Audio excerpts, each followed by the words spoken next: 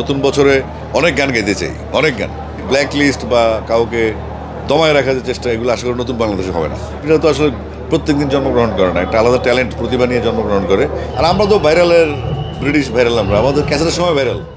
শিল্পীদের যে মৌলিক অধিকারগুলি বাংলাদেশ স্বীকৃত নয়, যেমন 5টা মৌলিক অধিকারের সাথে আমি দাবি করি যে একটা সময় হয়তো আমাদের দ্রুততম সময়ে তারেক রহমানের নেতৃত্বে আমাদের নতুন বাংলাদেশ, নতুন সরকার হবে।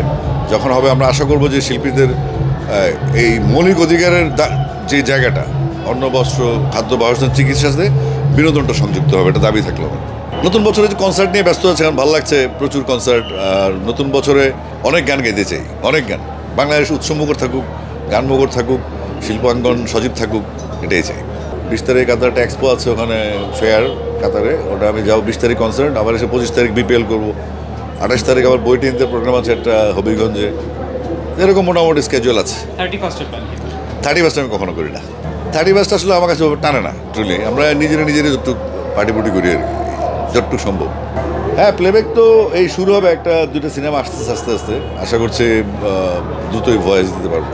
আমি সাইড হয়েছে অন্য জিনিস, বাট আগে যেগুলো চলেছিল, যেগুলো মানে ফ্যাসিস্টের লিস্ট অনুযায়ী বা তাদের ইচ্ছা অনুযায়ী তাদের আমাদেরকে অবরুদ্ধ করে রাখা, আশা করছি এগুলো হবে না বাংলাদেশে। আমরা চাইবো যে সবাই, শিল্পীরা তো আসলে প্রত্যেকদিন জন্মগ্রহণ করে না, একটা আলাদা ট্যালেন্ট প্রতিভা নিয়ে জন্মগ্রহণ করে, এবং শিল্পীদেরকে জন্ম দেওয়া সম্ভব না, তারা জন্ম নেয়।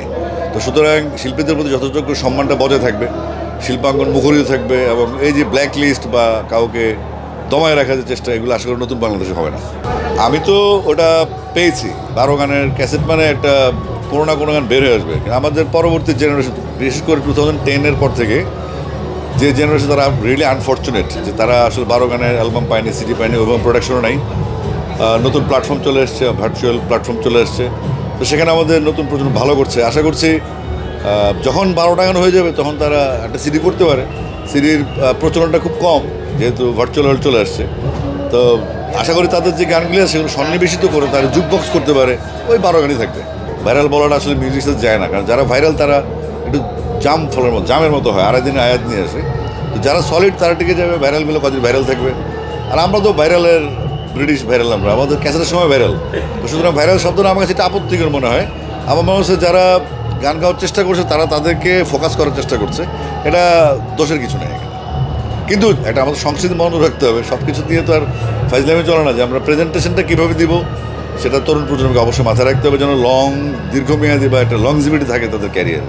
আমরা প্রত্যেক বছর উৎসবমুখর পরিবেশে বিজয় দিবস, স্বাধীনতা দিবস সব পালন করতে চাই, বৈশাখ পালন করতে চাই, সব ধরনের ধর্মীয় উৎসব, সামাজিক উৎসব পালন করতে চাই। এবং এটাও চাই যে বাংলাদেশে যে ঐক্যবদ্ধ এখন পরিবেশ তৈরি হয়েছে, বাংলাদেশ হিন্দু, বাংলার মুসলিম, বাংলার খ্রিস্টান, বাংলার বুদ্ধিস্ট, আমরা সবাই বাংলাদেশ। এখানে কোনো ক্ষুদ্র নৃগোষ্ঠী, কোনো আদিবাসী, কোনো ধর্ম নিয়ে কোনো বাড়াবাড়ি আমরা চাই না। আমরা চাই একটা ঐক্যবদ্ধ বাংলাদেশ, যেটা 36 জুলাই বা 5ই আগস্টে জন্ম নিয়েছে।